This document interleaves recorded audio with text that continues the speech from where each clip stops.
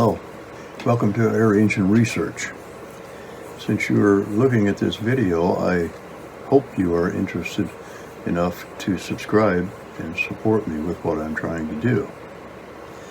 Many of the things that are involved in making a compressed air engine is fairly complicated, and it's difficult to explain without showing you videos and pictures of what I've been doing. And in the videos I also will explain what I'm doing and make it more clear that way. New viewers, please subscribe. Give me a thumbs up or thumbs down if you think you're interested in what I'm doing.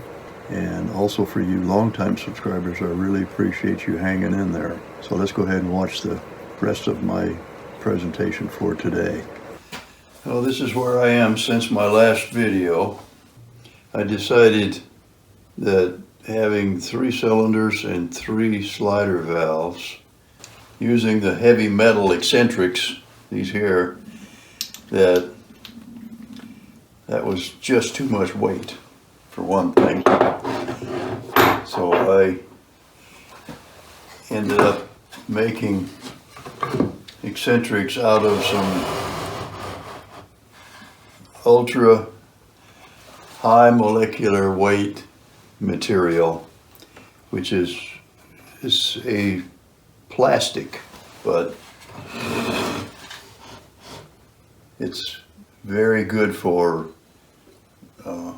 wear.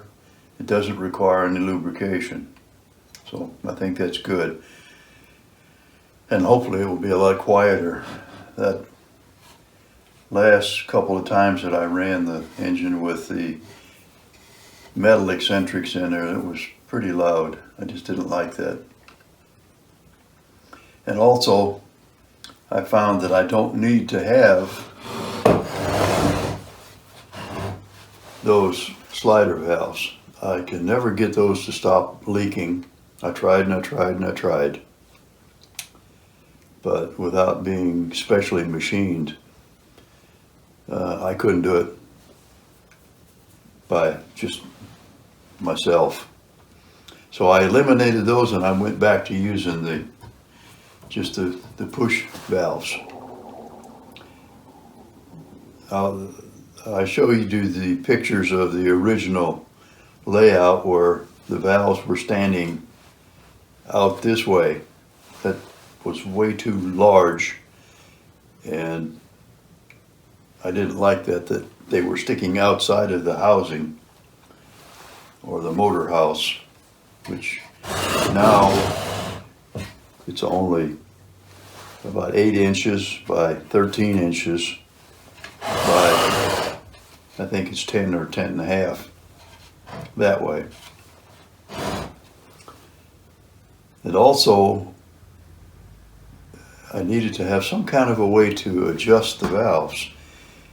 The way it was before, with the valves sticking out, they would just ride on the cylinder, and I didn't have any way to verify what position they were in if I wanted to try to adjust the timing, either advance or retard. And with this system, I can do that. I'll show you that in a little while, how I managed to do that. But you'll notice on the inside that the valves are operated by these L brackets, which are attached to the cylinder.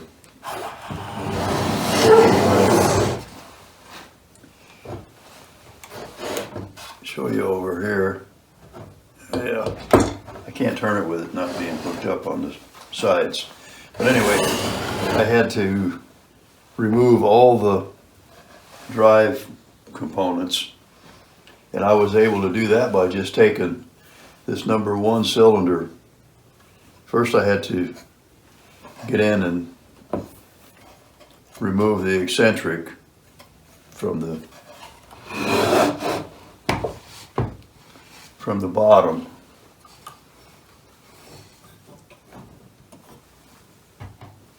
Yeah, it's kind of hard to do that.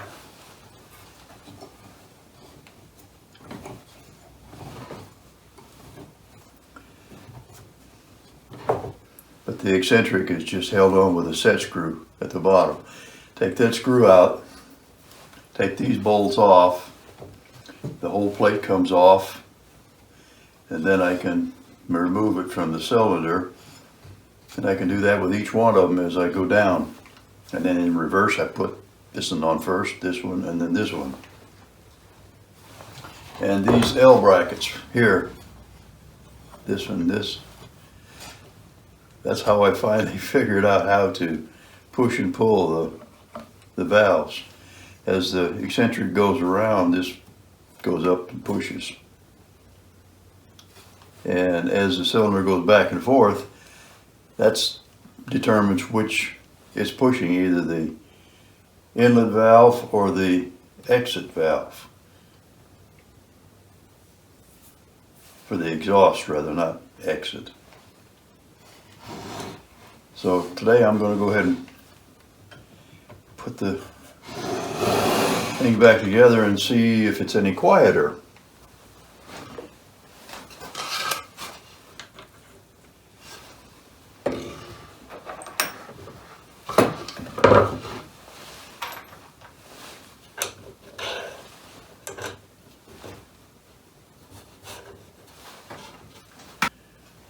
I want to put that back in the same place.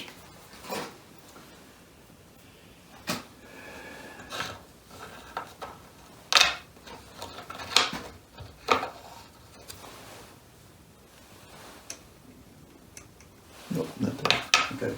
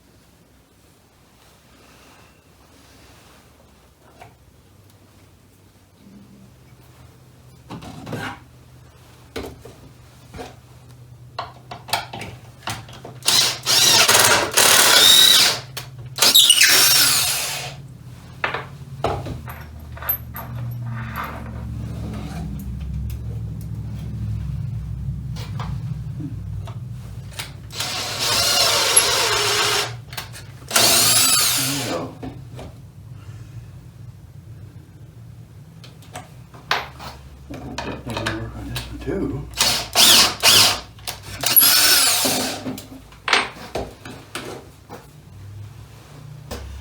Okay, like I said, the adjustments on these, I need some way to determine where, what position they're in whenever I tighten them up.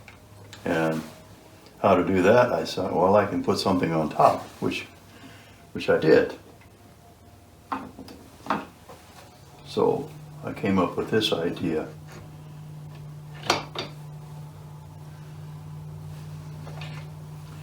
Which way is better? Yeah, I think there. I believe. Maybe not.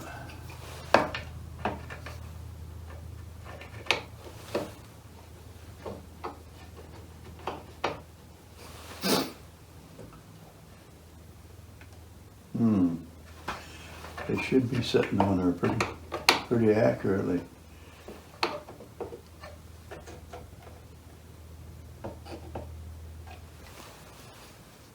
What is that now?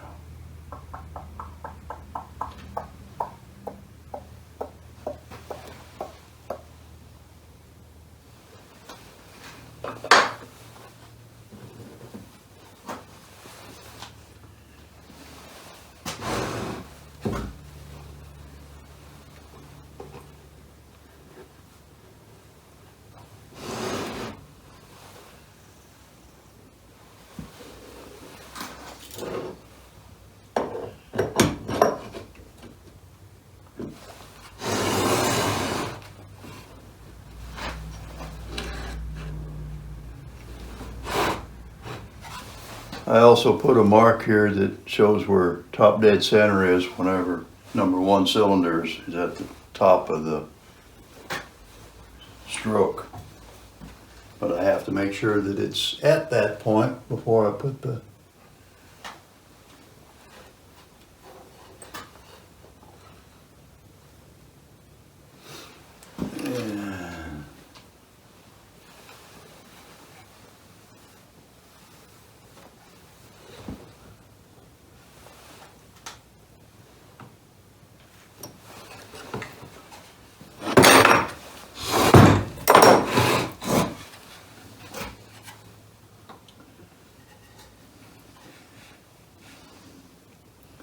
That's not the easiest thing to do.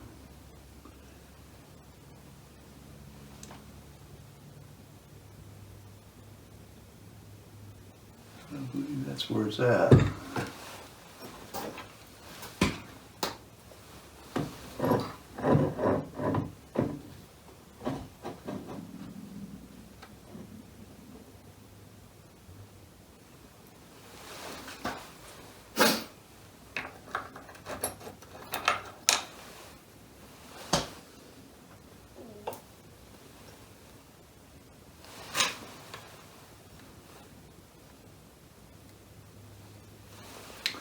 I hope that's pretty correct.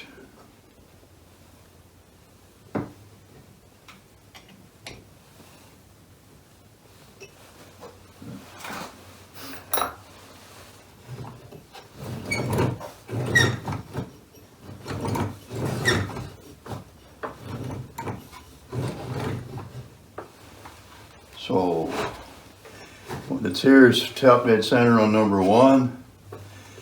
Down here would be top dead center on number 3, or number 2. And number 3 would be top dead center over here. They're 120 degrees apart.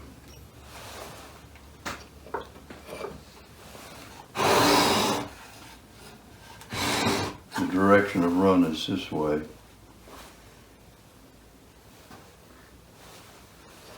So, let me see first.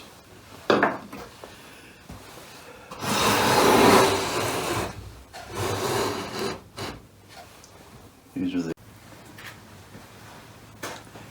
I adjusted number 3 exhaust valve. It looked like it wasn't quite closing before the intake was opening. So we'll see if that makes a difference on the video audio.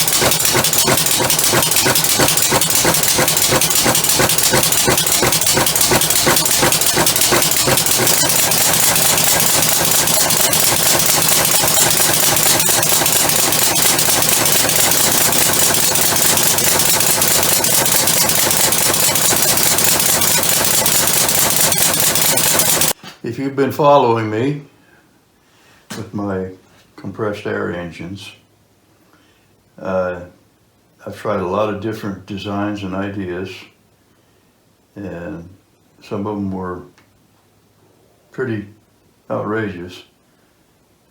Some of them were pretty big, some of them were very complicated, but I think I've finally gotten it down to a reasonable size. The current thing, I've reduced it down from 3 cylinders and 3 eccentric valves, which were about the same size as the cylinders, which I didn't like that. That's too big, too much weight. Most of the parts are made from aluminum, except the 3 drive heads. But recently I've come up with it's called UHMW. It's a plastic. It's a ultra high molecular weight, and it's good for wear resistance and light. And I've reduced it down from like almost 3/4 inches to just 3/8 of an inch in width, which I think will help. Now the overall size is 13 inches tall, 10 inches wide, and 7 inches deep. I don't like these valves sticking out. I do like the push valves. They don't leak, but I've got to figure out some way to get them inside the housing and make them work at this angle rather than sticking in like this. That's just too wide. I haven't given up, and I think I have an idea that will possibly work. I just have to see how that goes in the next week when I work on it. But it is running fairly well, and with the ultra high molecular weight plastic stuff, it's quieted it down quite a bit. It was pretty noisy with the metal to metal on the bearings, but it does run pretty good. So